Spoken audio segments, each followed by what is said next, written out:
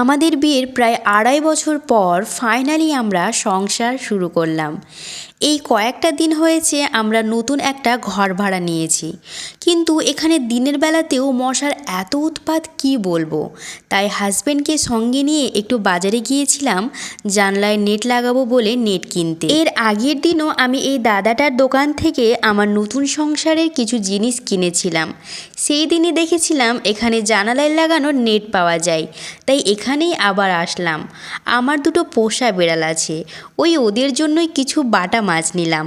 আমরা এই জায়গায় নতুন, তাই সব ঠিকঠাক চিনি না, আর আমাদের কাছে ক্যাশ টাকা ছিল না। একটা দোকানে সবজি কিনতে গিয়ে ওখানে বলল অনলাইন পে হয় না, তাই সেখান থেকে ঘুরে এসে ওই দাদাটার কাছ থেকে অনলাইনে টাকা পাঠিয়ে কিছু ক্যাশ টাকা নিলাম। তারপর একটা কাকুকে বললাম, কাকু এখানে কি কোনো সবজির দোকান আছে? কাকু বলল ওই যে বাজার।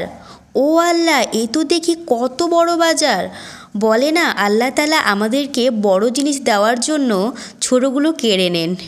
ওইখানে যদি কাকু অনলাইনে পেমেন্ট নিয়ে নিতেন তাহলে তো এই বাজারটা চিনতেই পারতাম না এখনও। আমাদের যেহেতু ছোট সংসার, তাই আমি আন্টিকে বললাম, আন্টি আমাদেরকে ছোট ছোট আলুগুলো দেন, যেন পরিমাণ মতো রান্না করতে পারি।